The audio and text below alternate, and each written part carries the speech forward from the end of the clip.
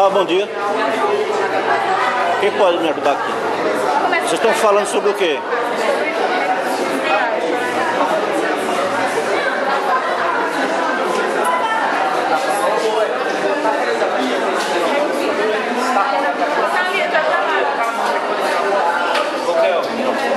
Oi, na moral, É pra tirar foto?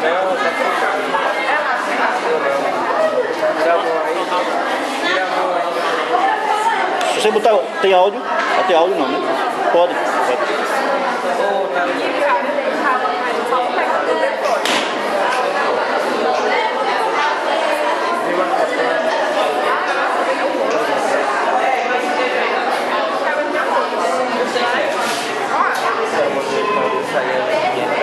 Quem vai falar a respeito?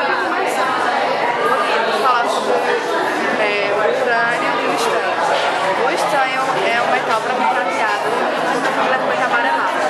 O símbolo é SN, que mostra para Portugal 18,7.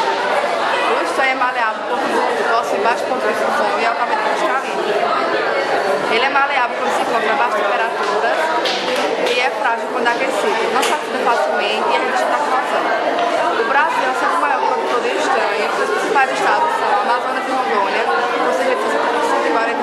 O estanho é usado para produzir ligas metálicos utilizados para recuperar e proteger da corrosão. São principais minérios, hematina e cassiterita.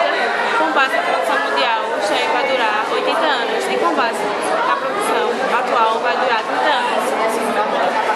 o urânio é um elemento químico encontrado na natureza. O urânio retirado da mina em forma de rocha são 99,3%. Esse é o mais comum. 0,7% é o restante. Esse pode ser usado para a geração de energia e para a produção de bombas atômicas. Após a extração, o urânio é processado e transformado em yellow cake, um pó amarelo mais fácil de ser transportado.